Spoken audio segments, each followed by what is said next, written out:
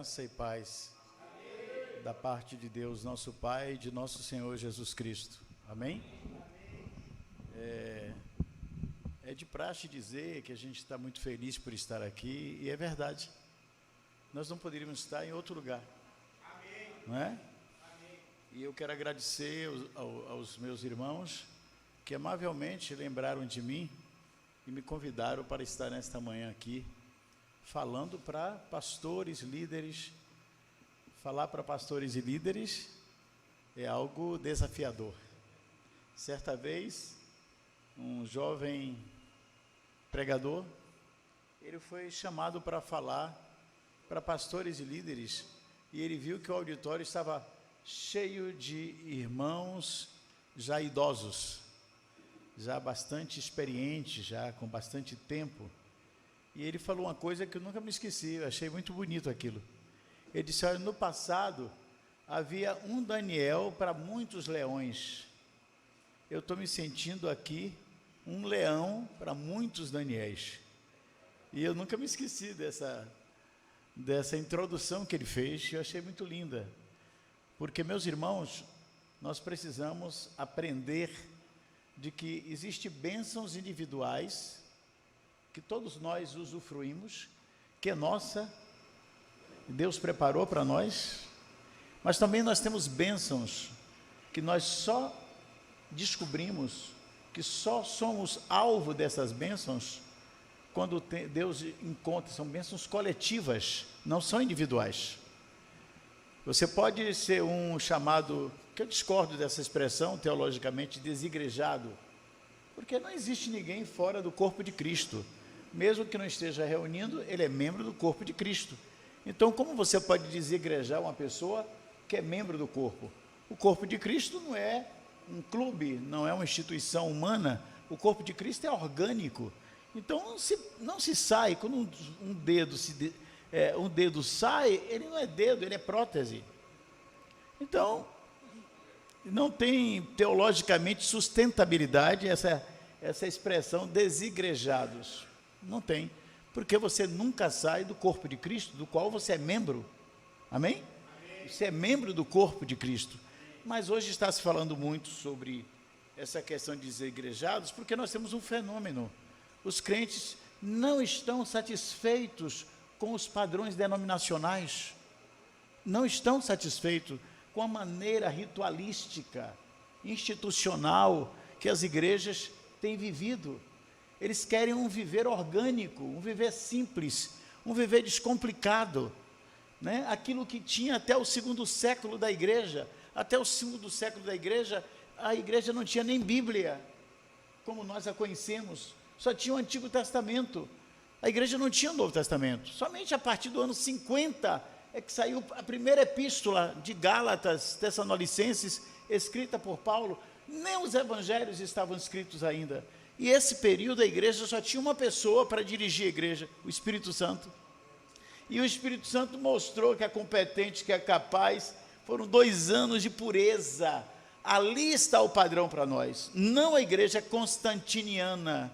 A partir do século III, 317, Constantino se torna o imperador de Roma. Ali, desculpe a expressão forte, foi a desgraça da igreja. Porque até ali a igreja reunia nas casas, nas catacumbas, na beira do rio, nas florestas, e a simplicidade era a realidade, a ação do Espírito Santo era a realidade da época. Quando Constantino institucionalizou o cristianismo, o que é que ele fez? Ele proibiu as religiões babilônicas, as religiões pagãs, como os druidas, os celtas, todos eles tinham templos. E aí o que foi que Constantino fez? Doou todos os templos pagãos para a igreja. A partir daí, entrou em nós, está no DNA, no seu DNA, essa coisa de prédio. Por isso a excrescência do templo de Salomão, aquilo é uma excrescência, aquilo é uma afronta às Escrituras. Por que, meus irmãos, é uma afronta? Porque Deus já disse várias vezes que Ele não habita em templo feito por mãos humanas. E Ele já disse claramente em todas as Escrituras que a casa de Deus hoje somos nós. Aí sabe o que acontece? Essa visão constantiniana, pagã, que entrou, está nas nossas entranhas do povo evangélico. Ele diz assim: aquilo ali é minha igreja. Você viu como a igreja está bonita? Isso é uma linguagem pagã, babilônica. E eu quero, obviamente, que eu gosto de falar e mostrar na Bíblia. Só que tem uma coisa que eu quero dizer para vocês, que eu tenho aprendido ao longo desses 50 anos que Jesus me encontrou. Inclusive hoje está até difícil. As pessoas dizem assim: quando eu encontrei Jesus. Olha o palavreado evangélico. Quando eu encontrei Jesus. Gostaria de perguntar aos irmãos quando foi que Jesus esteve perdido. Porque se você encontrou Jesus, ele estava perdido. Não. O correto, ele veio buscar e salvar o que se havia perdido. Quem estava perdido? Eu e você. Mas a linguagem babilônica, esta linguagem que nós temos hoje, a minha igreja, o meu templo, ou eu encontrei Jesus, é tudo homem no centro. Até a salvação, ele que tomou a iniciativa, porque foi ele que encontrou Jesus. E isso vai entrando, vai entrando. É mais ou menos uma coisa que a pessoa diz assim: professor Carlos, em sala de aula eu sou muito claro nessa questão. É uma subversão do evangelho. Por exemplo, hoje muitos irmãos, não fiquem zangados comigo não, tem alguns irmãos que ficam zangados, mas é assim mesmo. Depois a gente faz as pazes, pede perdão. Paz e graça, eu não sei o que responder, porque não tem na Bíblia. Paz e graça é uma subversão do evangelho, porque graça não vem depois da paz, graça vem antes. A paz é um subproduto do desfrute da graça. Pela graça sois salvos, mediante a fé. Isso não vem de vós, é dom de Deus, não de obras, para que ninguém se glorie. Depois em Romanos capítulo 5, versículo 1 diz: sendo, pois, justificados pela fé, isto é graça, temos paz com Deus. Então, quando a gente fala paz e graça, o que a gente está dizendo é que o evangelho foi subvertido. O senhor está muito cri-cri. Não sou eu não, é o Espírito Santo, foi assim que ele escreveu a Bíblia. Eu não sou o autor da Bíblia, eu me submeto a ela. Amém? Os teólogos da alta crítica, como Bultmann e tantos outros, Tillich, Paul Tillich, grandes teólogos, devem ser estudados, mas cuidado, tem coisas que você deve evitar, que tem lá alguns venenos dessa teologia liberal, que diz que a Bíblia não é a palavra, ela se torna a palavra. A Bíblia não é a palavra, ela se torna a palavra, ela contém a palavra. E aí eu vejo algumas traduções já com esse espírito de engano. Por exemplo, não sei se a sua tradução é assim, está lá em Timóteo: toda a escritura divinamente inspirada. Essa tradução é perigosa. Toda a escritura divinamente inspirada me traz a ideia de que existe alguma parte que não é. Mas o texto no grego diz: toda a escritura tem um é divinamente inspirada. Então eu queria, antes de começar nessa introdução com vocês, falar uma coisa para os irmãos que eu tenho aprendido. Nenhuma interpretação de qualquer erudito, nenhuma, por mais profunda, por mais rica que seja a interpretação, é infalível. A interpretação de todo servo de Deus é falível. É falível. A única coisa infalível é a palavra de Deus. Amém? Então, aprendam isso logo de primeira. Toda interpretação de qualquer homem de Deus, por mais consagrado, por mais maduro, por mais experiente, por mais profundo, homens que unem erudição à piedade, ela é falível. Infelizmente, o povo de Deus hoje é bem diferente daquele povo do segundo século. Porque Paulo, você já se perguntou, por que Paulo escreveu 2 cartas aos Tessalonicenses e não escreveu nenhuma aos bereanos, à igreja em Bereia? Eu tenho uma dica, aí é uma interpretação minha que você pode aceitar ou não. Eu acabei de dizer que toda interpretação de um homem de Deus, ela é falível. Por quê? Porque você tem que checá-la com as Escrituras. E o que Paulo fala? Os irmãos de Bereia são mais nobres do que os irmãos de Tessalônica. Se eu fosse um Tessalonicenses, eu ficaria ofendido. Mas Paulo tem razão de dizer. Por que eles são mais nobres? Diz lá, porque eles examinam cada dia as Escrituras para ver se as coisas que Paulo diz são assim. Veja, Paulo, eles estão checando. O problema hoje, sabe o que é, irmãos? Que nós temos uma Bíblia, mesmo os pastores e líderes têm uma Bíblia, mas não tem um caderno para anotar. Quando você vê uma igreja, todo mundo com Bíblia e caderno, ali você tem uma igreja bereana. Eles estão examinando. Hoje a maioria, se eu perguntar para você qual foi o tema da mensagem de domingo, a maioria não sabe. Mas conhece todos os personagens das novelas. Mas não conhece os personagens da Bíblia. Então, como é que Deus pode usar um povo assim? Mas o Espírito Santo, os pentecostais gostam disso. Eu sou pentecostal, eu creio que Jesus é o mesmo ontem, hoje e para sempre. Mas nesse sentido, não. O Espírito Santo me fará lembrar. Lembrar o quê? Se você não estudou. Lembrar o quê? Essa é uma teologia capenga. Então, eu queria que vocês... É uma introdução, eu queria que vocês abrissem suas Bíblias. Por favor, meus irmãos, tenham paciência comigo. Em Hebreus, capítulo 3, versículos 5 e 6. Eu queria que o irmão pudesse ler e me ajudasse, por favor.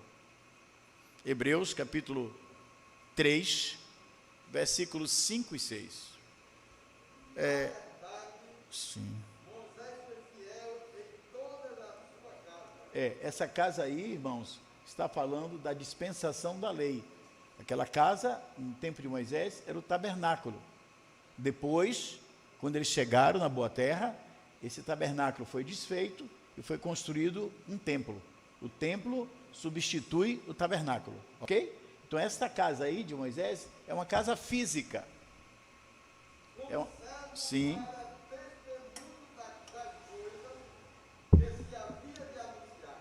Ok.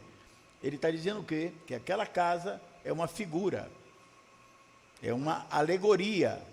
Agora veja só o que acontece na nova aliança. Olha o versículo 6, pode ler, meu irmão.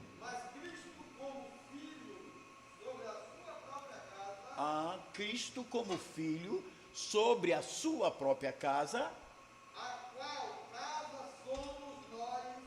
a qual, só um momentinho, a qual casa somos? Quem é a casa? Olha, irmãos, quando a gente enfatiza templo, a gente cuida mais do templo do que das pessoas. Por isso que eu acho que aquele templo de Salomão é uma excrescência.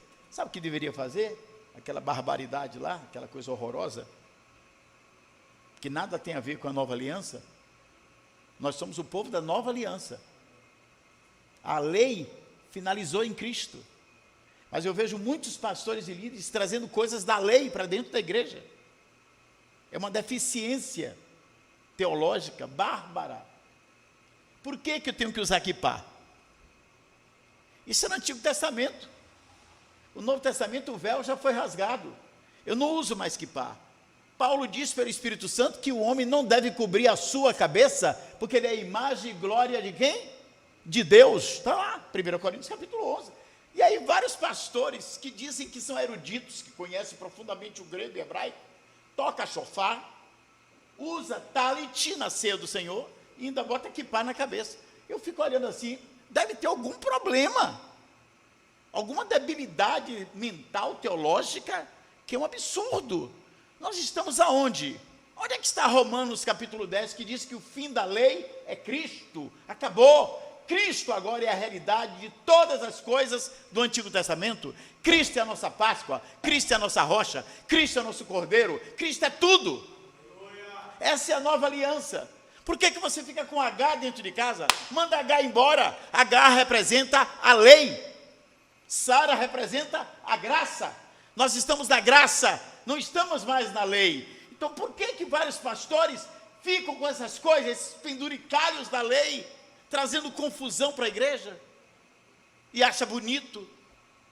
Aí eu fico pensando, tem conhecimento do hebraico, e a rota? mas não tem revelação. É bem diferente. Você pode ser um profundo conhecedor técnico da Bíblia e morrer. Jesus falou, as palavras que eu vos digo são espírito e vida, mas a letra o quê? Mata. É a letra da Bíblia, não está falando da letra do Jornal à Tarde, não. Isso aí já está morto. É feito por gente morta, em seus delitos e pecados. Mas eu estou falando que a letra da lei pode matar você, deixar você uma múmia paralítica, legalista. Aí nós temos o quê? Os fariseus que creem em tudo e os saduceus que não creem em nada. Era a polarização da época. Mas irmãos, Romanos 10, o fim da lei é Cristo, ponto final. Será que você não leu Gálatas? Será que você não leu Hebreus? Por favor, irmão, termine. Leia de novo o versículo 6. Mas Cristo como Filho, sobre a sua própria casa, a qual casa somos nós, se tão somente conservarmos firmes a confiança e a glória da esperança havemos. Só queria chamar. Até porque no Antigo Testamento o Espírito Santo nunca entrou em ninguém. O Espírito Santo vinha sobre, mas não entrou. No grego nós temos duas palavras para espírito, plisou e pliro. Plisou fala do poder que vem de fora para dentro, Atos 1:8.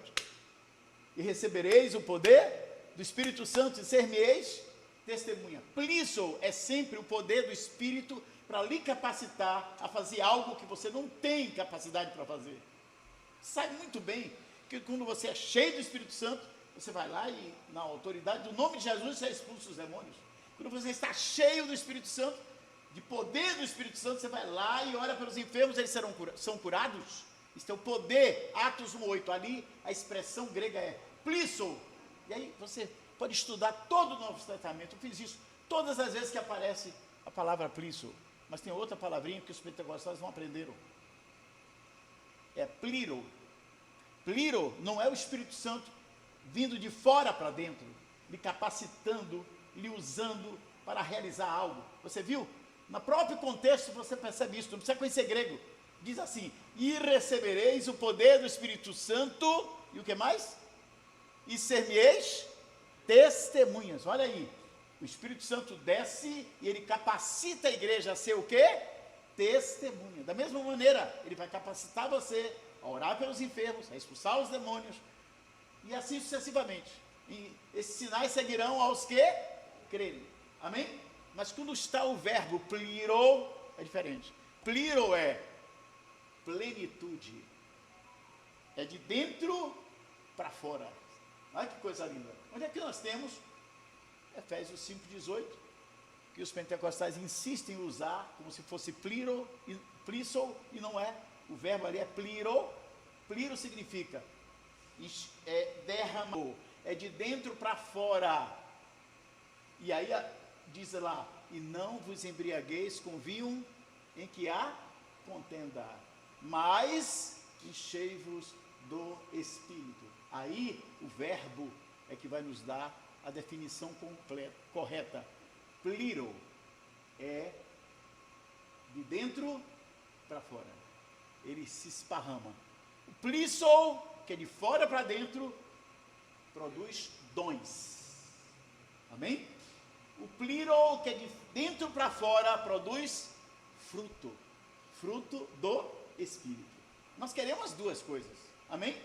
Mas cuidado, Satanás pode imitar o plisou.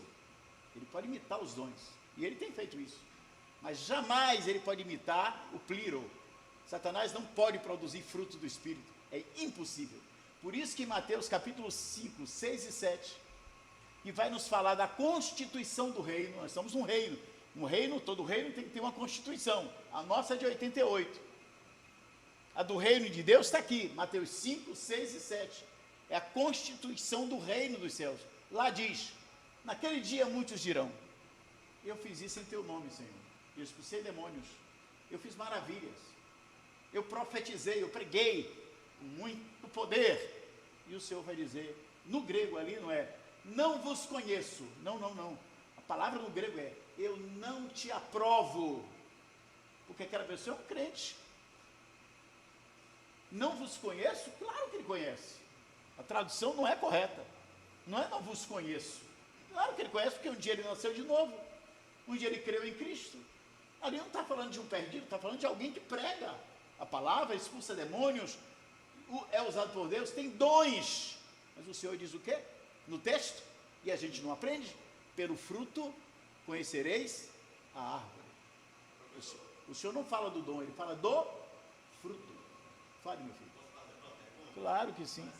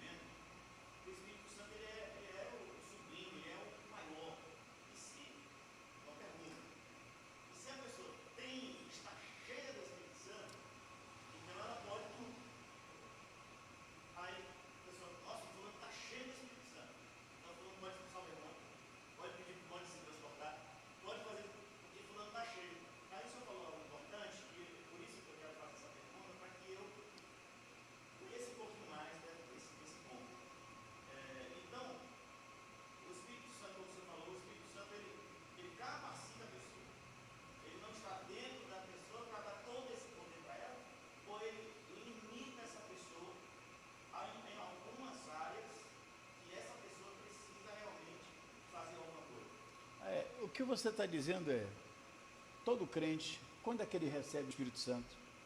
Vamos para Efésios capítulo 1, para tentar responder. Efésios capítulo 1.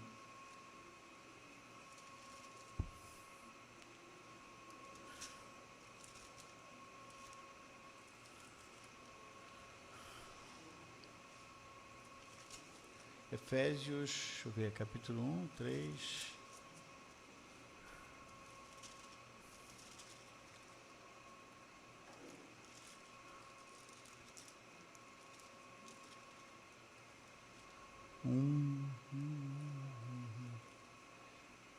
Capítulo 1, versículo 13. Você pode ler, meu querido? Você. Também Sim. vós estáis, depois que ouvistes a palavra da verdade. Vamos ruminar. Olha, depois que ouvistes, a fé vem pelo ouvir. Ouvir o quê? Aqui diz, a palavra da verdade. Hoje, na maioria dos púlpitos, nós temos palavras de alta ajuda. Pouco se ouve a palavra da verdade. Temos muita coisa, com objetivos políticos, com objetivos pessoais. O homem no centro. Hoje o evangelho é o homem no centro. Hoje nós temos um supermercado da fé. Você chega lá, pega o item que você quer. Então, se eu venho aqui, essa igreja, ela prioriza a palavra, eu não quero. Eu quero show. Eu quero sentar e quero ser entretido. Que é um equívoco. Efésios capítulo 4, versículo 12 diz, e ele veio, ele concedeu uns para apóstolos, profetas, evangelistas, pastores, mestres, e lá diz, com o fim de aperfeiçoar os santos, para o desempenho dos seus, para a obra do ministério, para o desempenho do seu serviço, para a edificação da igreja. Veja, então os ministérios, esses homens dons, eles não são homens que têm dons, eles são os dons, é diferente. Esses são homens dons, homens constituídos. Mestre, quando abre a Bíblia, você sabe que ele é um mestre.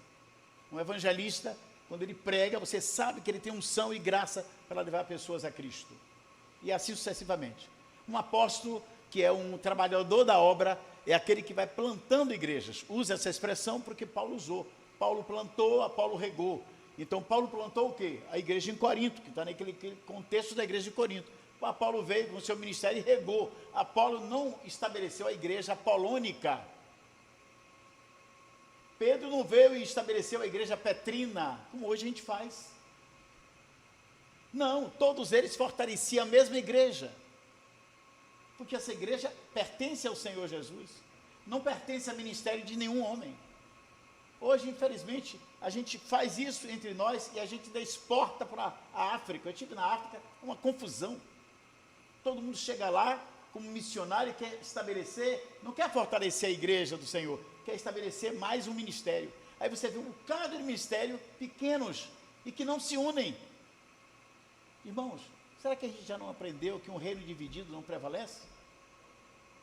Um reino dividido não prevalece. Nós podemos ter diferenças, normal. Mas se a gente senta e tem comunhão, a gente encontra o caminho. Certa vez, um homem de Deus que já tem 115 anos de vida e ministério, 115, é isso mesmo que eu estou falando. É o último cooperador vivo do Otmani, chamado Stephen Cole, mora na Richmond, Virgínia. Ele esteve aqui em 95, não voltou mais, até porque ele agora não está mais viajando. Ele tem 115 anos, o último cooperador íntimo do Otmani.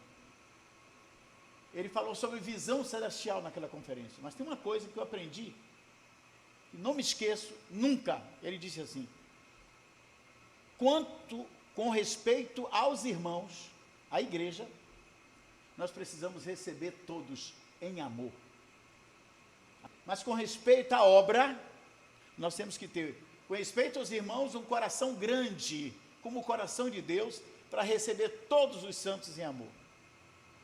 Com respeito à obra, nós temos que ter um pé pequeno. Por que um pé pequeno? Porque não podemos caminhar com todos. Aquilo foi palavra de sabedoria que eu tenho aplicado na minha vida. Então muitas vezes me chamam, não porque eu sou nada, eu sou um escravo de Jesus, eu sou um salvo pela graça de Deus. Outro dia os irmãos, eu fiz um artigo numa revista das Assembleias de Deus, assim, acho que é a revista Átrio, né? Uma revista que sai. E aí, irmão, você poderia falar sobre a salvação? Eu disse, tá bem, vamos falar. E aí o irmão mandou e disse: irmão, por favor, você pode mandar o seu currículo? Aí eu disse: vou mandar sim. Aí eu mandei: professor Carlos Alberto, um pecador salvo pela graça de Deus. Está suficiente? O que é que interessa à igreja os meus títulos e os meus diplomas? Isso é bom para o mundo. Para a igreja, irmão, isso é esterco. Isso é estrume. Não aplique os seus conhecimentos intelectuais da igreja. Na igreja, ou é vida com Deus, irmão, ou não tem caminho. A autoridade de um homem não está no conhecimento que ele tem. Não é proporcional ao conhecimento que ele tem. A autoridade de um homem é proporcional à vida que ele tem com Deus. É a vida que faz você se submeter a uma pessoa. Amém? Amém. É a vida. Você sabe, eu estava em 79, talvez vocês, alguns aqui, não sei se Miranda já estava nascido, mas eu estive, você nasceu quanto, Miranda? 79. 79, então, eu era um bebezinho. Eu fui para uma conferência chamada Geração 79. 10 mil jovens, no AMB, Morumbi, em São Paulo. Um frio terrível. Os baianos sofriam. Eu estava lá. Quem estava lá? Os grandes expoentes, eruditos. Eu vi muita gente. Billy Graham estava lá. Você imaginou que privilégio? Você passar uma semana sendo treinado e terminou com a cruzada no estádio em São Paulo. Aí estava lá Léo Jans, Luiz Palau e tantos outros irmãos na área de evangelismo, de pregação do evangelho. E todas as manhãs, bem cedo, 6 da manhã, após o café, 10 mil jovens sentavam no chão, tinha umas espumas, foram colocadas, até hoje a cor azul, 10 mil jovens ali, 6 da manhã. E quem ia ministrar durante aquela conferência? Foi a primeira vez que eu conheci Russell Shedd. Vocês conheceram o Russell Shedd. E aí o irmão que estava na plataforma, era uma plataforma imensa, e ele disse: agora eu queria chamar o grande servo de Deus, Dr. Russell Shedd, já naquela época, 79. O Russell Shedd subiu, ele compartilhou durante uma semana o livro de Colossenses. Se você me perguntar o que eu lembro do livro de Colossenses, não lembro de nada. Não lembro, mas lembro de uma coisa que me impressionou. E é isso que a igreja precisa. É de homens assim que a igreja precisa. A igreja não precisa de homens cheios de anéis, cheios de diplomas. Tudo isso é bom. Eu sou mordomo, eu sou diretor de um instituto de educação superior, teológica, a Unicristã, que já formou quase 3 mil pastores que estão com seus diplomas e outros que estão esperando. Eu sei da importância da educação teológica para os pastores e líderes. É muito importante, é supremamente importante. Mas o seminário, a faculdade, o instituto não forma pastores. Pastor é Deus que dá à igreja. Ele disse, ele mesmo deu uns para. Aí no final diz, pastores e mestres. Então esse negócio, eu vou fazer teologia para ser pastor. Isso lá você é desconstruído. Não. É Deus que dá à igreja pastores. É Deus que dá. Não é seminário. Agora, se você é sábio, você vai estudar para não fazer feio no púlpito. Amém? Você vai se aplicar. E aí, o Russell Shedd subiu. Chegou numa plataforma, abraçou o irmão com muito amor, muita graça. E eu nunca me esqueci do que Russell Shedd disse. Ele disse, meu amado irmão, me anunciou como grande servo de Deus. E eu queria pedir escusas, perdão meu irmão, perdão a vocês. Ele exagerou. Por quê? Olha para aí, ó, nunca me esqueci disso. Porque se eu sou grande, eu deixei de ser servo. E se eu sou servo, eu jamais serei grande. Está vendo o que eu lembro de Russell Shedd? A primeira vez? Aquilo me capturou. Este homem eu quero ouvir. É de tais homens que a igreja precisa, irmão. Não é homens que se exaltam. Não é homens que prioriza, que colocam outro evangelho no centro, que quer glorificar a si mesmo, que acha que a sua palavra é a última e que fala com arrogância. Não, irmãos, estes homens não edificam a igreja, porque Deus só está fazendo uma coisa no universo. Deus só tem um trabalho no universo. E você pode cooperar ou você pode ser um obstáculo. O trabalho é edificar a sua igreja. E ele diz, eu edificarei a minha igreja e as portas do inferno não prevalecerão contra ela. Certa vez um irmão chamado Christian Shen, tem mais ou menos uns 3 anos que ele passou para o Senhor. Eu durante 30 anos participei das conferências de treinamento para obreiros com Christian Shen. Ele dormiu no Senhor há mais ou menos 3 anos, foi uma perda irreparável. Irmão Christian, algumas vezes falando, ele nos mostrou uma coisa, que há 3 palavras que são marco divisor na Bíblia. O ministério de Paulo foram 33 anos, todo o ministério de Paulo, se você contar, foram 33 anos. E você divide esse ministério de Paulo em 3 blocos de 11 anos. Cada bloco desse, o primeiro bloco representa o ministério ainda prematuro, infantil de Paulo. Nesses 11 anos, ele não escreve nenhum livro. Não escreve nenhum livro. Mas ele faz uma declaração, que é uma declaração chocante, que nós, pastores e líderes hoje, na maioria, nós não gostamos de ouvir. Irmãos, nós precisamos que Deus nos coloque no nosso lugar. Amém? Amém. Nós precisamos resgatar a visão de escravo, de servo. Para de ficar ouvindo essas teologias da prosperidade que diz que você é cabeça e não cauda. Às vezes, querido, você vai ser cauda. Você vai ser moído, você vai ser esmagado. Porque Deus, irmãos, não multiplica pão inteiro. Quando o Senhor multiplicou o pão naquele dia, Ele quebrou o pão e multiplicou. Isto é, Deus só multiplica ministério de homens que são quebrados. Nós queremos alimentar a multidão, mas a gente não quer ser quebrado. Quebrantamento é essencial, meus irmãos. E aí o irmão Christian nos ensinou, e eu nunca me esqueci. Paulo faz a primeira declaração. Sabe qual é a primeira declaração? Você já deve ter me ouvido falar. Eu sempre falo. Aí você diz assim, o pastor Carlos está novamente dizendo a mesma coisa. Sabe por que eu estou dizendo a mesma coisa? porque a anterior você não aprendeu. E certa vez um erudito, um grande homem de Deus, disse assim: nós precisamos pregar o evangelho todo dia para a igreja, porque todo dia a igreja esquece. Aquilo me impressionou. Precisamos pregar todo dia o evangelho à igreja, porque todo dia a igreja esquece. E é verdade, nós esquecemos.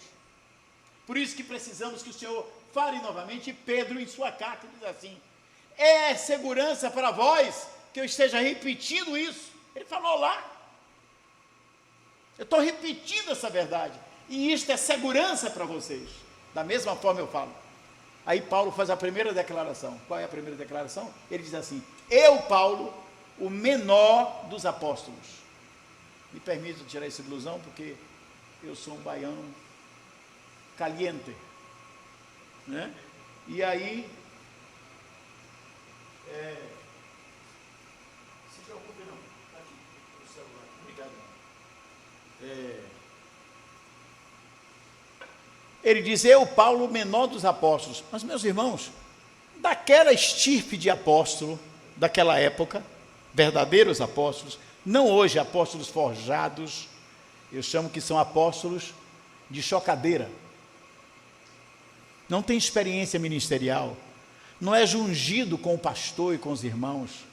Ele surge como se fosse como é aquele que a gente come? Cogumelo.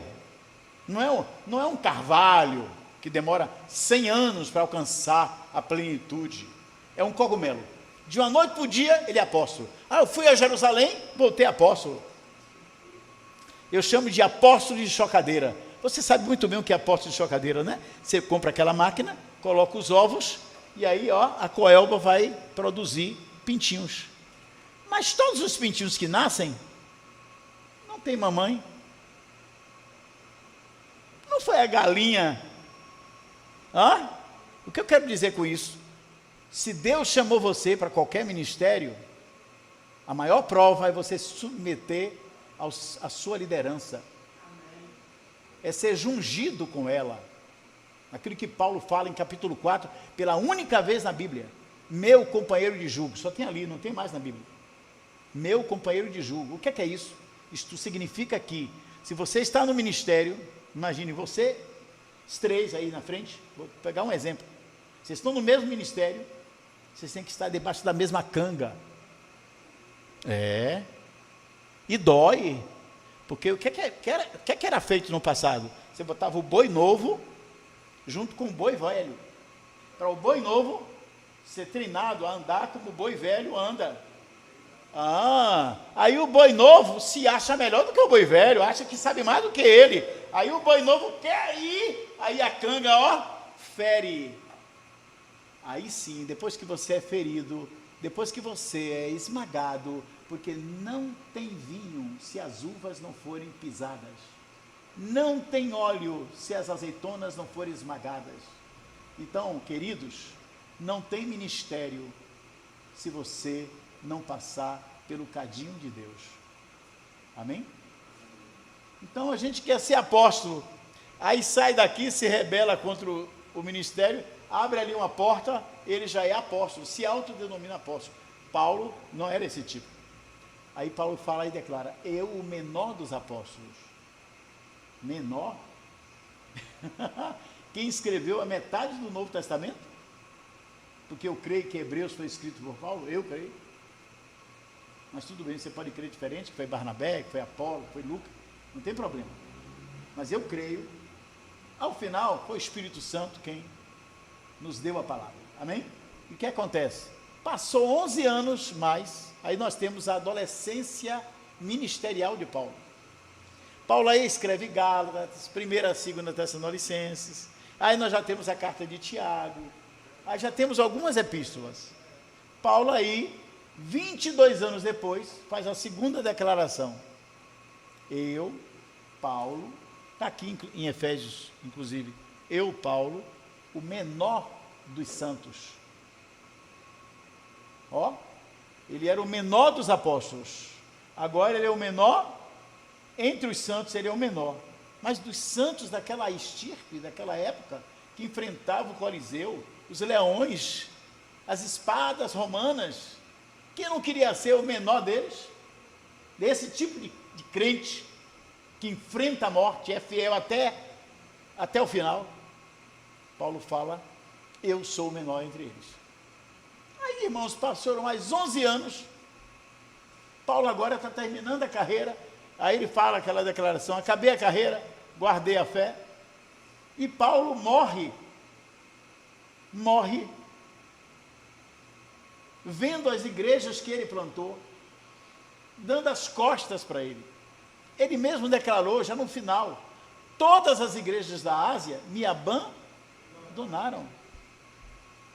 Então se prepare, porque você pode ter essa experiência antes de partir, de frustração.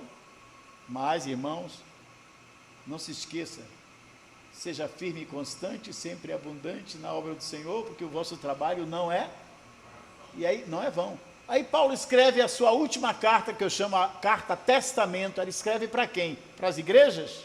Não, ele escreve para o cooperador dele, chamado Timóteo. Ele escreve esta carta, que eu chamo de carta testamento. Paulo está, com certeza, sofrendo, porque as igrejas entraram em situação de apostasia, e ele fala isso. Vamos para 2 Timóteo, por favor. 2 Timóteo.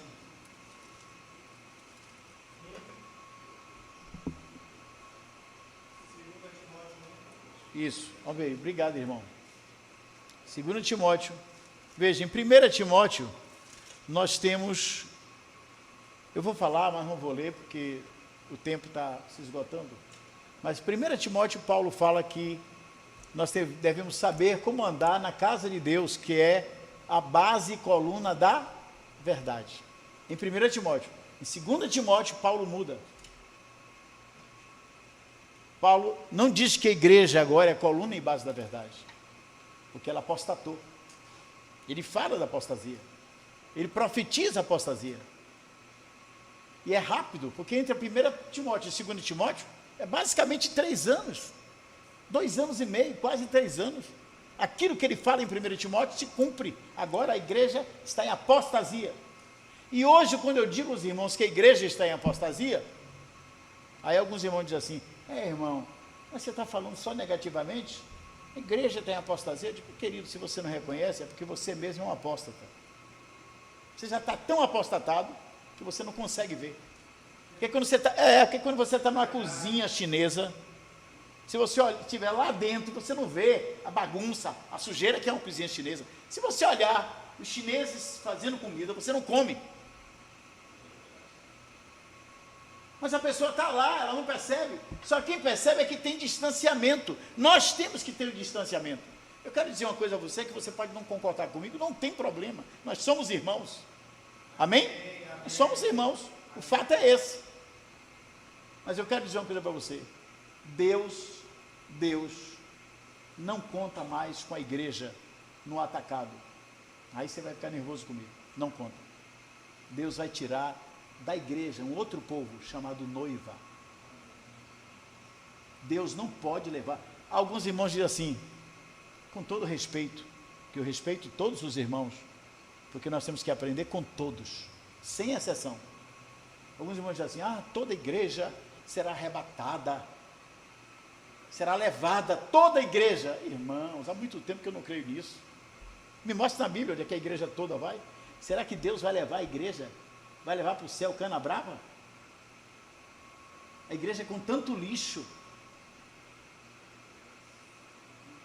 A igreja está parecendo um monturo. Quando você vê uma igreja que uma mulher se diz apóstola, senta numa cadeira, bota os pés para os irmãos vir, botar a oferta e beijar os pés dela. Que igreja é essa? Quando você vê santos saindo de uma congregação com a arruda atrás da orelha, saíram de uma casa, de um culto evangélico ou foi de um candomblé? Tudo isso está acontecendo, irmãos. E você acha que Jesus vai levar esta igreja? Não vai não. Ele diz, meus olhos procurarão os fiéis da terra para que estejam comigo. Deus, e quero provar, nós não temos tempo, mas o último capítulo da Bíblia não diz, o Espírito e a igreja dizem vem. Está escrito assim? Não, o Espírito e a noiva. A noiva, irmãos, é aquilo que nós desejamos apresentar a Deus, a Cristo, quando Ele voltar, como Paulo falou, quero apresentar como uma virgem pura a Cristo, sem mácula, sem ruga e sem coisa semelhante. São esses que o Senhor vai arrebatar, os vencedores. Quando você chega em Apocalipse 2 e 3, tem lá, quem tem ouvidos ouça o que o Espírito diz, o quê? As igrejas. Está dizendo a quem? Ao mundo, irmãos. Está dizendo, é um chamamento, é o último chamamento de Jesus à igreja. Ele diz assim, quem tem ouvidos ouça. Quem é que vai ouvir, irmãos? São as pessoas que estão na igreja. Aí vai ouvir, quem ouvir vai fazer parte da noiva. O Senhor falou, quem tem ouvidos ouça o que o Espírito diz às igrejas. Ao vencedor, o que vencer essa bagaceira toda que está aí, este se sentará, uma das promessas é, este se sentará comigo no meu trono. Então o que o Senhor está fazendo é, Deus está tirando um povo do meio do seu povo. Porque, meus irmãos, a grande maioria pode saber até muito bem de Bíblia. Até os pastores pregam muito bem a obra da cruz. Cristo morreu por mim. Cristo é perfeito, a obra de Jesus. Mas, irmãos, tem um outro lado da cruz que ninguém prega. Raramente a gente ouve. E a gente não gosta, porque não é sucesso. Ninguém dá reteté, ninguém grita, ninguém pula. Por exemplo, vocês mesmos, nenhum glória a Deus vocês dão. Para que desse glória a Deus? Para quê? Mas se tiver aqui um irmão gritando, pulando, profetizando, dando profetado, fazendo um bocado de coisa, eita, é um movimento. Ao final, é como um algodão doce, não tem nada. É isso que vocês querem? Olha a maioria das igrejas. Quantas vezes eu sou convidado, quando chego lá, sabe que me dão 15 minutos. Eu digo, irmãos, a feijoada que eu tinha para compartilhar com os irmãos, eu vou compartilhar aqui um Subway, um McDonald's. Oh, você quer que a gente exponha a palavra com 15 minutos? Eu não sou super-homem. Aí Paulo, meus irmãos, faz a última declaração, e eu vou terminar, mas eu vou ler os textos de 2 Timóteo, para vocês anotarem e aprofundarem, como bereanos depois. Paulo faz a última declaração perto do seu martírio. Sabe qual é a declaração que ele faz? Eu, Paulo, o pior e o maior dos pecadores. O que o Espírito Santo quer nos ensinar, irmãos? Que nós precisamos reaprender. Sabe o que é, irmãos? O ministério não é caminho para cima, não é caminho para a glória, não é caminho para mercadejar os santos, porque nos últimos dias eles vão fazer comércio, estão fazendo aí, é uma vergonha. Eu não estou falando da contribuição, que nós temos que contribuir, cada um contribua segundo propor no seu coração, porque Deus ama o que dá com alegria. Não estou dizendo isso é bíblico. Também não estou dizendo que você chama um servo de Deus para pregar, e você de repente entende que a palavra que ele deu foi uma palavra do trono, da palavra do Senhor, e aí você dá uma oferta de amor. Isso é natural. Agora, quando eu vejo pessoas que vêm pregar cobrando um cachê e alto, eu não vou contar essas experiências porque não dá tempo. Para mim isso já deixou de ser missionário há muito tempo, se tornou mercenário. Digo na cara de cada um deles, mercenário. Assim como o irmão que louva a Deus, o irmão aí canta bonito, Roxinol da Galileia, eu sou um araponga. Deus tem alguns roxinóis, mas se ele vem, porque o irmão tem que dar um cachê para ele, não chame mais. Sabe por quê?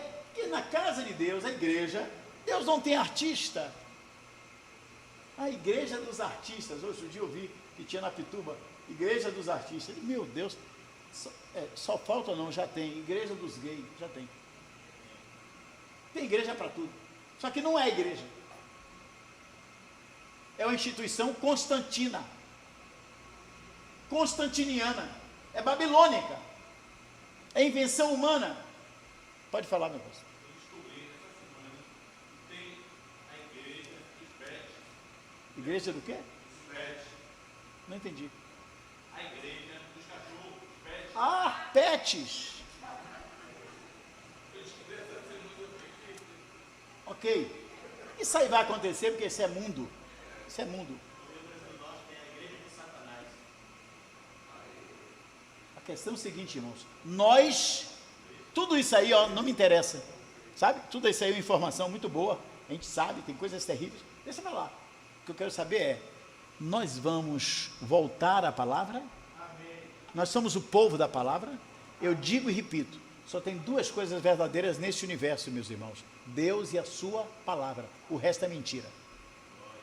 Nunca esqueça disso. Só existe duas coisas verdadeiras neste universo. Deus e a sua palavra. Aí eu estava falando de artista, né? A igreja de Deus não tem artista, irmãos. A igreja de Deus só tem adoradores. O Senhor falou, eu estou procurando o quê? Que me adorem? Pronto. Então, agora, se você convida o irmão tem todo o trabalho e amor para vir, e ele não cobrou cachê, porque ele não é artista, ele é um adorador. Cada igreja, quando é madura, dizer, meu irmão querido, Miranda, aqui está uma oferta de amor, meu filho, para sua gasolina. Isso é lícito, é bíblico, mas jamais você pede isso. Tem que ter maturidade da sua parte e maturidade também por parte da igreja. A grande maioria da igreja, quando é infantil, ela só quer. Você vê bebê? Você bota a mão, ele já está chupando a mão. Ele só quer comer, ele só quer receber. A igreja madura não. A igreja madura, ela doa, ela abençoa. Amém? Amém. Então, só para terminar, meus irmãos, tenha paciência com a minha... Fale, meu irmão. O senhor falou da cruz. Sim. Né? Mas, não é 15 minutos, não. Ele vai uma meia hora aí. O outro lado da cruz. Ótimo. Eu quero ouvir o outro O lado. que é, meus irmãos? Uma coisa que nós pregamos, acho até que a gente prega mais ou menos a obra da cruz. O que é a obra da cruz? É aquilo que Cristo fez por nós. Amém? Que é uma obra perfeita. Amém? Irrepetível. Eterna. Amém? É verdade ou não? Perfeita. A obra que Cristo fez por nós na cruz. Amém. Nesta obra, nós não tivemos nenhuma participação. Verdade ou não? Mas tem o outro lado da cruz. O outro lado é: Cristo morreu por mim. Mas tem o outro lado. E Paulo tanto pregou: eu morri com Cristo. Gálatas 2:22. Lê aí. Acho que é 2:22. Alguém pode ler para mim? Ou é 2:20? Me perdoe. Estou ficando velho, estou ficando louco. Você conhece esse texto? Não mais eu, né? O que é o caminho da cruz? Ó, 2:20, veja aí se é. Já estou Isso, crucificado. presta atenção. Aí não está falando que Cristo está crucificado. Isso já é verdade. Agora, você, eu, estamos crucificados. Irmão, deixa eu te falar. E cruz só pega uma pessoa, viu? É uma. Não se crucifica duas, não. É uma pessoa. E outra coisa, ninguém se autocrucifica. Eu vou botar aqui um prego. Pô, até que se conseguir prender uma mão, vai prender, quem vai prender a outra? Quem vai prender a outra é sua esposa, é seu marido, é seu filho, é seu vizinho, é seu patrão. Isto é a cruz subjetiva. Então, leia aí o texto, irmão, por favor. Já estou crucificado com Cristo. Isso. E vivo, não mais eu. Aí está o resultado de alguém crucificado. É que o eu não governa mais ele. O eu agora foi subjugado pela cruz. Continue lendo. Mas Cristo vive. Amém. Deixa eu só lhe fazer uma pergunta, que é uma pergunta profunda, teológica e profunda. O irmão me deu alguns minutos, eu vou usar essa liberdade. Porque por mim eu passaria aqui à tarde com você. Mas eu queria dizer uma coisa para você. Você lembra do que Jesus lá no Getsemane pediu? Passa de mim Esse cara. este caso. Todavia, não se faça a minha, mas a tua vontade. Você lembra que cálice era esse? Que cálice, o Senhor está dizendo que se ele pudesse, passaria? Hã? A cruz. A cruz.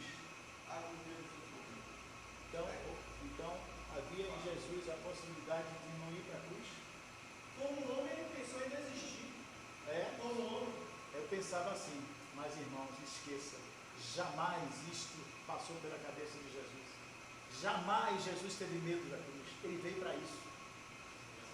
Ele já sabia disso. Desde a eternidade a Bíblia mostra. Ele já vinha para ele. Eis-me aqui, Senhor. E outra coisa, isso é tão profundo que quando você chega lá em Apocalipse, diz lá o Cordeiro que foi morto quando? Antes da fundação do mundo. Você já imaginou isso? Então tem a cruz eterna em Deus, a cruz histórica no Gólgota e a cruz subjetiva que hoje você precisa receber e experimentar. O que é que Jesus quis passar ali? Preste bem atenção, que quando eu ouvi isso, eu caí de joelhos e chorei. Deus é triuno, amém? Sim. Nós cremos? Amém. Claro que nós cremos, senão a gente é herético. Deus é triuno, Pai, Filho e Espírito Santo. O Pai é Deus? Cadê o amém? Amém. O Pai é Deus? Amém. O Filho é Deus? Amém. O Espírito Santo é Deus? Amém. Mas são 3 deuses? Não, é um só. Aí é maravilhoso, é um mistério glorioso. Quanto mais a gente estuda, menos a gente entende. Mas a gente adora. Nós temos, sabe o quê? Deuteronômio 29, 29. Quem pode ler aí rapidinho, que é bom do gatilho? Deuteronômio 29, 29. Isso, as coisas encobertas são no Senhor, mas por favor, lê aí. Deuteronômio 29, 29. Cadê? Alguém pode ler? Porque eu não estou vendo. As coisas, As coisas, sim. São para o Senhor, Sim. nosso Deus, porém, as reveladas são para As reveladas. reveladas são para nós. Pronto. E para os nossos filhos. Blá, blá. O que eu quero dizer? Quando a gente faz teologia, a gente trabalha nas reveladas. Teologia se baseia naquilo que Deus tomou a iniciativa de se revelar para nós. Teologia não faz elucubração, devaneio. Não. A verdadeira teologia é em cima daquilo que Deus, repito, tomou a iniciativa de nos revelar. Agora, Ele continua nos revelando? Sim. É oculta para o Senhor, tem coisas que são encobertas, mas Ele pode torná-las abertas para nós. Porque Ele diz, clama a mim, e responder-te-ei, anunciar-te-ei coisas grandes e firmes que não sabes. Então as encobertas podem se tornar claras para nós, pelo Espírito Santo. Amém? Amém. No trilho das Escrituras. Nunca esqueça disso. Cuidado. Tem gente aí que é uma locomotiva, mas não tem trilho. É uma devastação para a igreja. Cuidado. A Bíblia diz, cuidado para você ser mestre, porque o seu rigor do juízo para os mestres vai ser maior. Então, muito cuidado. Mas presta atenção. O que aconteceu no Getsemane? Irmãos, desde a eternidade, quero dizer uma coisa para você. Nosso Deus não é um indivíduo. Não estou dizendo que ele não é uma pessoa. Estou falando que ele não é um indivíduo. Nosso Deus é uma família. Nosso Deus é uma comunidade. É o Pai, o Filho e o Espírito Santo. A ideia de igreja saiu deles. Eles são tão felizes entre eles. O Pai glorifica o Filho glorifica o Espírito glorifica o Pai. É um glorificando o outro. É uma alegria. Deus é um Deus triuno. É uma comunidade o nosso Deus. Composto do Pai, do Filho e do Espírito Santo. Aí vem a ideia de igreja. Aí vem a ideia de unidade. Amém? E Jesus vai falar em João 17. Eu estou em você, você está em mim. Eu estou no Pai, o Pai está em mim. Olha que comunhão. Deus é tão feliz, o Deus triuno é tão feliz nesta comunhão, que Ele disse, nós vamos extrapolar. Nós queremos que outros também experimentem. E aí Ele pensou no quê? Na igreja. Glória a Deus. A igreja, irmãos, não tem sua unidade em nenhum homem, não. Sua unidade está no Deus triuno. Amém? Amém. Aí, o que acontece? Comunhão perfeita. Agora, Jesus está no Getsemane. Que ele suou sangue. Alguém diz assim, é com medo da cruz. Rapaz, irmão, Isso é bobagem. Jesus nunca teve medo da cruz. Jesus é um feliz carregador da cruz. Diz que ele estava destemidamente indo a sua face para Jerusalém. A Bíblia fala isso, sua face destemida, porque ele sabia que ele estava indo para a cruz e lá ele ia esmagar a cabeça da serpente. Aleluia! Glória a Deus. Lá ele ia dar um ponto final, ele ia pagar o preço. Ele agora é o cumprimento de todas as profecias do Antigo Testamento. Aí ele vai falar, tetelestai, está quitado, está pago, aleluia! Mas só quando chegou no Getsemane, Jesus começa a orar, e ele começa a perceber que vai acontecer uma coisa terrível que nunca aconteceu com ele. Ele, o Pai e o Espírito Santo é um Deus. Agora, eu cumpri a vontade de Deus, eu tenho que perder a comunhão com Deus. Momentaneamente. Olha que coisa. Eu quero fazer a vontade de Deus. A vontade de Deus é que eu vá na cruz e que morra, que pague o preço. Mas para eu fazer isso, eu vou perder a comunhão com Ele, que nunca foi perdida, nunca experimentou. Por isso a dor do Senhor ali na cruz, irmão, não é só física, não. É terrível. Era desamparado, até Deus vir a face, porque está sobre ele. Por isso que quando a gente vê aqui, quando João apontou para Jesus e disse, eis o Cordeiro de Deus, o quê?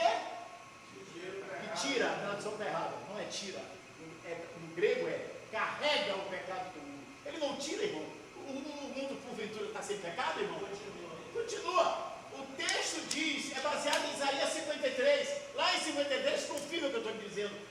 Cuidado com as traduções, porque as traduções podem levar você a um erro. Foi o que aconteceu na Idade Média. A Igreja Católica, a tradução era lá, e vai dizer arrependei-vos e crede no Evangelho. Sabe o que tinha escrito na tradução? Fazei penitência. Foi por isso que a igreja ficou presa durante 1000 anos de trevas. Fazei penitência. Até hoje eles se autoflagelam. Olha que ideia esdrúxula. Mas foi devido a uma tradução da Bíblia. Então por isso que hoje, aí você diz assim, por que tantas traduções? Dê glória a Deus. Dê glória a Deus, nós temos várias traduções. Aí o que acontece? Quando você tiver dúvida de um texto, pega as traduções, estou falando traduções, não é a Bíblia do ministro, Bíblia da vovó, Bíblia do empresário, isso é ridículo. Isso é coisa comercial, é para vender. Isso é uma vergonha. Se não tivesse os direitos autorais da Bíblia, eu não permitia. A Bíblia é só a Bíblia, amém? A Bíblia da vovó, Bíblia de quê? Tudo isso é comércio. Acabou. É só comércio. Estou falando de traduções. O que é tradução? Corrigida, atualizada, NVI, Bíblia de Jerusalém. Qual mais traduções? NVT, versão transformadora. King James, são traduções. Compre todas elas. Se você não é rico, vai comprando uma, depois compra outra. Eu fiz assim ao longo desses 50 anos e juntei 7 mil livros, que é a biblioteca do livro cristão. Eu doei todos para os irmãos usarem. 7 mil livros. Meu irmão, mas faz 50 anos.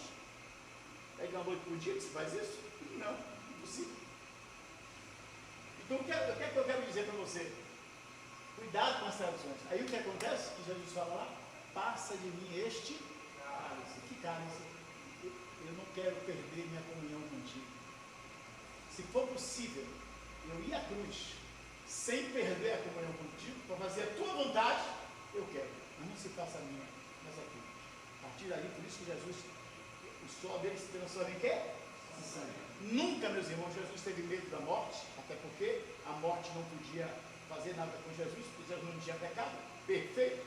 Quando Jesus chegou no Hades, foi um problema. Devolve, porque não tem pecado. O salário do pecado é ele não tinha pecado, tinha que fazer o quê? O corpo de Jesus, meu irmão, não se deteriorou. Não ficou um mosquito rondando Jesus, não.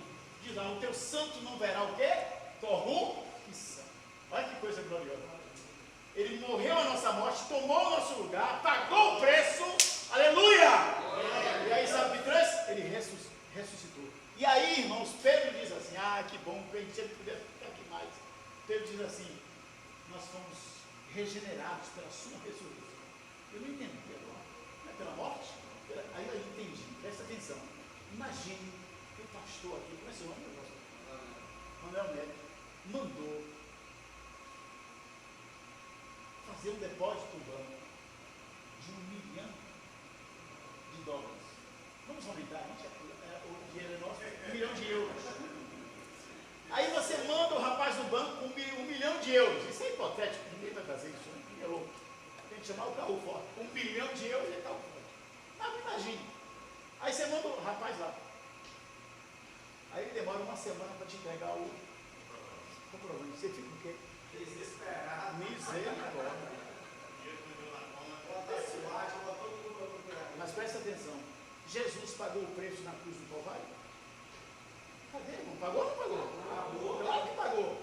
Mas, irmãos, ele demorou 3 dias para entregar o recibo para você. E sabe qual é o recibo? A ressurreição. Porque se Deus não tivesse aceito a morte, o pagamento da morte, o pagamento dos nossos pecados, o pagamento do nosso débito, que era impagável, se Deus não tivesse aceito, não teria ressuscitado Jesus. Sabia? Ficaria morto. Mas Deus o ressuscitou. Deus, ele pagou. Então agora, quando o diabo vem trazer problema para você, pega o recibo autenticado no céu, mostra para o diabo. Aqui, ó, a prova que eu sou perdoado, que eu tenho vida eterna, é aqui o recibo, a ressurreição de Jesus Cristo. Agora, deixa eu te falar aquilo que o irmão falou aí, que é tão precioso, que teria a tarde inteira para falar. O que é tomar a cruz? Aí, irmãos, é subjetivo. Tomar a cruz, sabe qual é? É você, vou dar só um exemplo, que exemplos é como ilustrações. É você estar ordenando todo esse congresso aqui, e ao final, quando termina o congresso, ninguém lembra de dizer um agradecimento a você. E Deus faz isso. Deus faz isso para botar você no seu lugar. Para saber que você está servindo a Ele, não aos irmãos. Amém. Aleluia. Cuidado, porque se você servir a igreja, você vai morrer frustrado, magoado, triste, ferido. Não faça isso não. Sirva ao Senhor e não espere nada. O Dr. William Pickering foi um preletor de uma conferência nossa, o maior estudioso de grego do mundo. William Pickering. Pode ir lá no Google. Ele mora no Brasil. Sabe o que ele disse? Irmãos, eu recebo elogios o tempo todo. E eu aprendi uma coisa. Que eu quero dizer para você, irmão Carlos. Eu havia tempo, ele ficou hospedado lá em casa. Não acredite. A maneira que eu tenho para me proteger é nunca acreditar em elogio. E outra coisa, se você receber um elogio, não toque com suas impressões digitais. Transfira para Deus. Ah, eu aprendi aquilo, que maravilha. Sabe por quê, meus irmãos? A bênção individual, ela só virá para mim e para você, se Deus encontrar em você humildade. Aleluia. Ele resiste aos soberbos, mas dá graça aos Glória a Deus. Essa é a bênção individual que Deus tem para cada um de nós. Amém. Mas, irmãos, tem um nível de bênçãos que você nunca vai experimentar individualmente. São as bênçãos coletivas. Você sabe quando é que Deus dispensa a bênção coletiva? Quando Ele encontra em nós unidade. Aleluia. Aí é um problema. Que não depende só de nós. Amém? Então, tomar o caminho da cruz, tomar o caminho de negar-se a si mesmo. Deixa eu terminar. Eu sei que o irmão já está ali, né? Ele já mudou ali, já acabou, pode esgotar. Mas eu quero dizer uma coisa para mim e para você. Vou dizer uma coisa para mim e para você. É verdade que na poesia e na literatura nós temos liberdade literária para falar sobre, por exemplo, a sombra da cruz. Eu já vi poesias, eu estou à sombra da cruz. É lindo, né?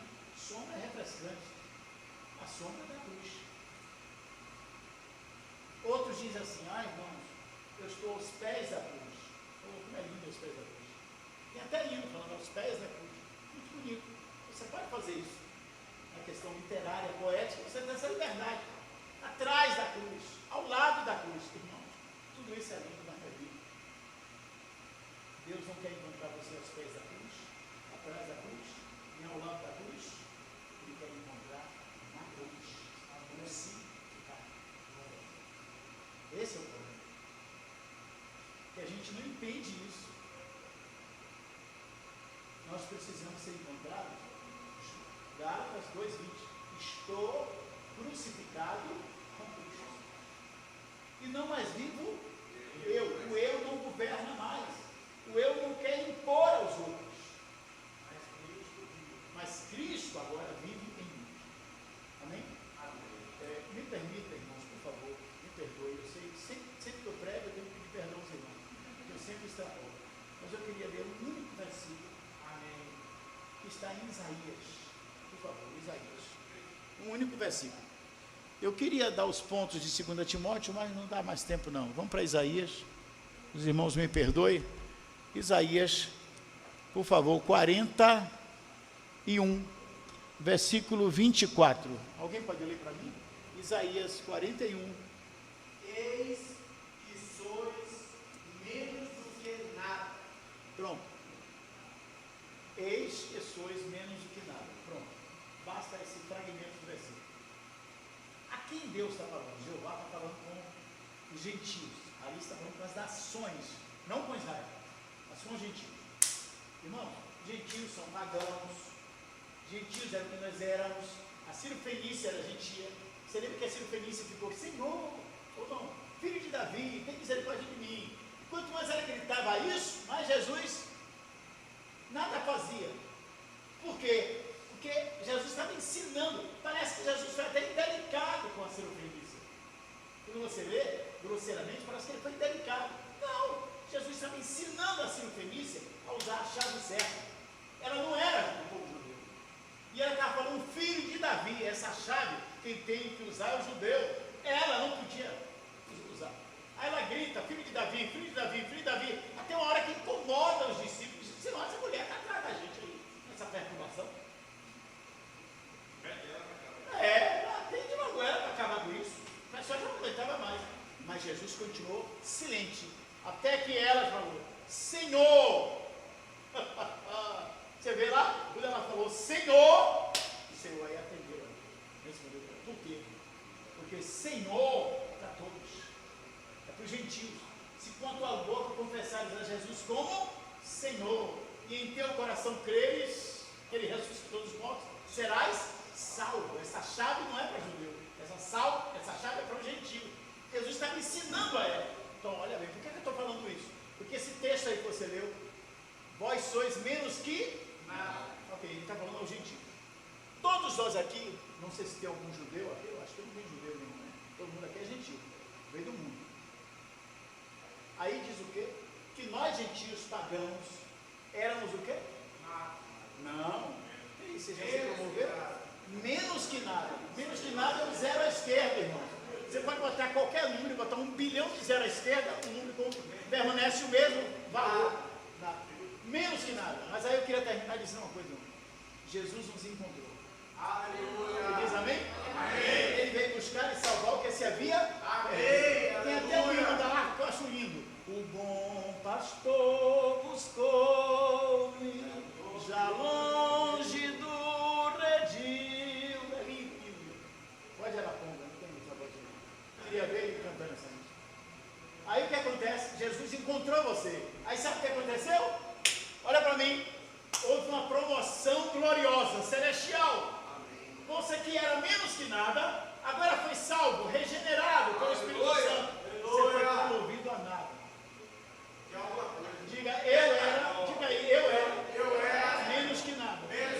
Jesus me encontrou, eu fui promovido a nada. Irmãos, a igreja é a assembleia dos nada. Se você se acha alguma coisa, está no lugar errado. Aqui é a assembleia dos nada. Mas só ser nada por nada, isso, meu Deus, que promoção é essa? Aí eu vou quebrar o que eu lhe pedi, que era só um versículo. Mas para responder, eu quero que você leia Colossenses 3:11. Por que 3:11? Por que nós fomos promovidos a nada? Para que Cristo seja tudo. Porque Cristo só pode ser tudo na vida de quem é nada. 3:11. Amém?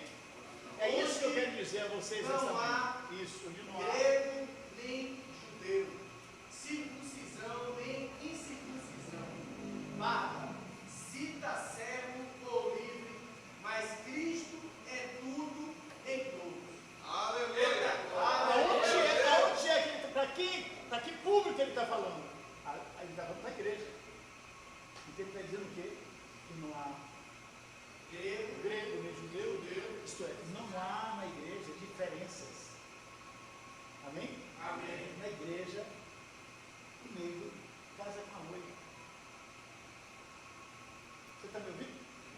olhos azuis. Porque na igreja não tem diferenças sociais. Não há grego, nem há judeu. Não há escravo, nem livre. Cristo é tudo em todos. Aí, esta é a igreja que Deus quer, irmãos. Com simplicidade, isto é. Mas para você perceber, se você quer fazer plano de carreira, meus irmãos, vá para o Odebrecht, vá para a Petrobras. Aqui na igreja não tem plano de carreira. Aqui nós servimos a Deus. Amém? Aqui nós investimos. Amém. Aqui a gente se doa. Mas infelizmente estão fazendo pequenas empresas, pequenas igrejas, grandes negócios. Não vá nessa onda não, meus irmãos. Mantenha a Assembleia, parte do corpo de Cristo. Nós somos parte, nós não somos toda a igreja. Somos parte, aqui tem outros santos que estão reunidos. Mantenha essa parte que Deus colocou você para pastorear. Aleluia. Mantenha nas simplicidades devida a Cristo. Glória a Deus. Porque nós há muito tempo já perdemos a simplicidade. Hoje eu fico horrorizado quando um pastor diz assim: eu queria nossa irmã que é promotora, nos eleve a Deus de oração. Ela ser promotora nada significa na igreja, significa lá fora. Mas na reunião da igreja não tem promotora, não tem escravo nem livre, não tem grego nem judeu, não tem bárbaro nem cita, não tem homem nem mulher. Todos somos nada para que Cristo seja tudo. Aleluia! Fica com Deus.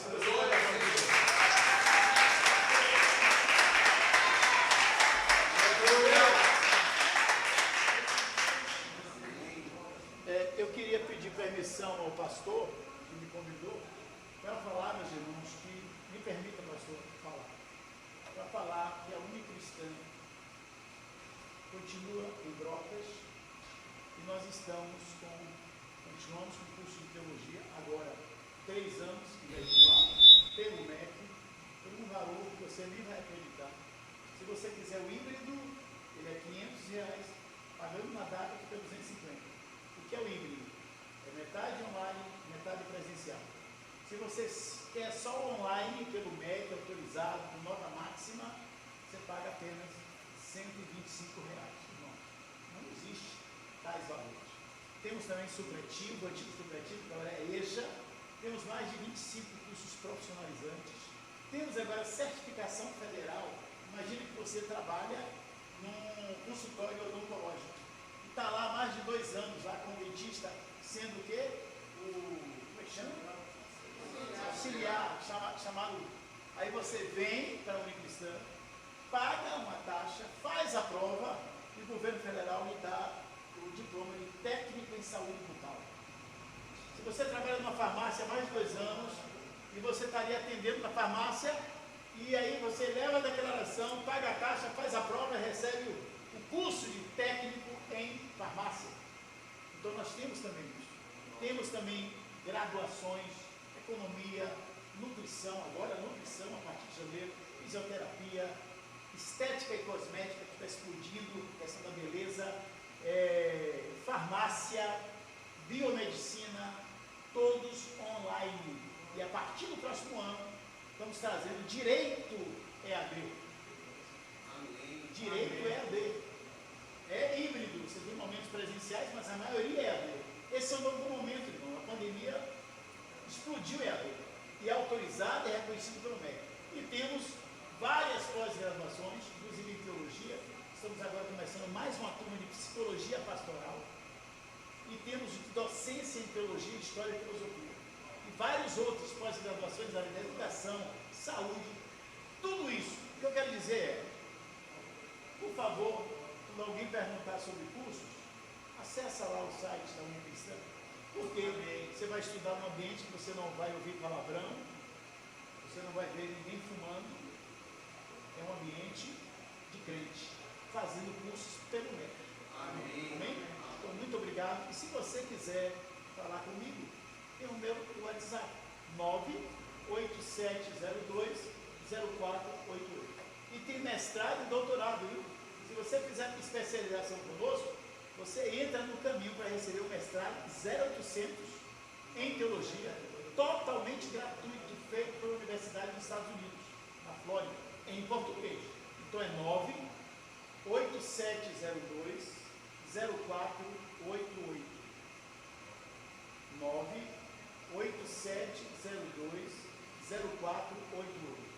Se você fizer isso, me adicionar, fala que estava aqui no congresso.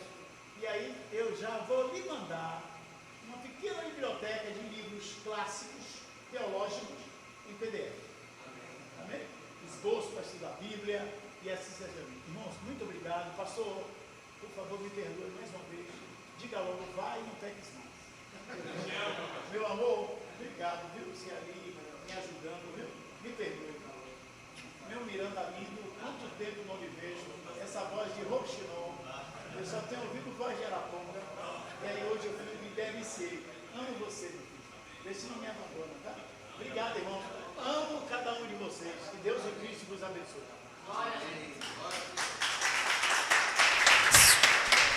Glória a Deus. Deus é bom.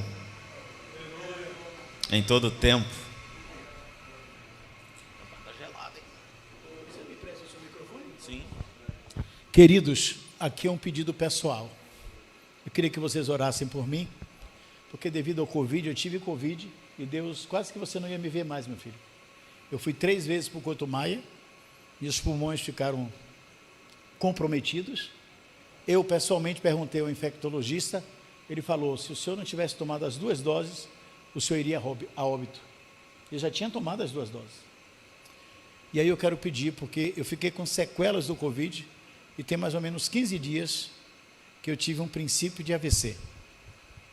Então, eu queria falar uma coisa para vocês, não é puxando a orelha não, só tem uma exceção, meu pastor aqui, Marinho, que a gente já se conhece há muitos anos, eu conheci o papai dele, lembra, Marinho?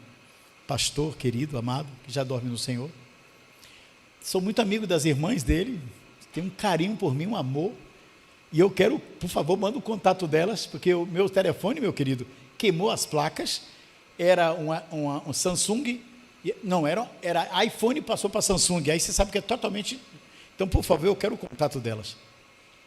Mas aí, meus irmãos, eu estou nesse processo, eu fiquei com o lado direito com a lesão, e aí eu fiz todos os exames, tomografia, raio-x do tórax, eletrocardiograma, fui para um neurocirurgião, e ele disse que não tinha algo concluso, porque as fotos diziam uma coisa, e o laudo do médico da tomografia dizia outro. Ele disse, não, agora para eu tirar a dúvida, eu quero que você faça 2 ressonâncias magnéticas, uma do cérebro e outra da cervical. Eu já fiz a do cérebro, estou esperando a cervical, porque por conta dessa pandemia, irmãos, eu fiquei, todo mundo empobreceu, eu fiquei sem plano de saúde, né? Hoje eu estou com um plano ambulatorial, que não me dá direito a isso. Então eu peço aos irmãos que orem por mim, por favor, não esqueçam de orar por mim e por minha família, porque essas sequelas que eu peguei do Covid, pés inchados, coisa inchada, esquecimento, um cansaço, uma prostração horrível, e o médico disse assim, vai passar, mas a gente não sabe quando. Então, para eu vir para cá, quase eu iria desistir, mas eu disse, não faço isso, eu vou lá, porque eu amo estar com os irmãos, ó quão bom e quão suave é que os irmãos vivam em unidade. Então, quero dividir com vocês, por favor, orem por mim. Mas eu queria dizer uma coisa aqui, pastor, que eu quero falar com o Marinho. Quando vocês colocou aquela mesa tão farta e tão bonita, eu percebi que somente eu e Marinho comemos frutas. Tenham cuidado, irmãos, com a alimentação de vocês, porque a conta vem. Então, toda vez que eu tenho um coffee break, café de pastores, todo mundo despreza as frutas. Ninguém pegou uma fruta, só eu e Marinho. Então eu disse, olha, Marinho já deve ter aprendido essa lição. Pois é, então, por favor, irmãos, não esqueça. Você sabe o que é que o médico disse para mim? O médico não é crente, não. Ele disse, sabe por que isso aconteceu? Porque o senhor está levando lixo para o templo do Espírito Santo. Eu tomei, ó. Pura verdade. O que a gente come, refrigerante. Então, eu quero dizer para vocês, não é reprimenda, é só de um irmão para outro que ama. Priorize as frutas, tenham cuidado porque Deus quer usar vocês. Deus quer que vocês tenham uma vida longa. Amém? Para a glória de Deus e para a edificação da igreja. Obrigado, irmãos.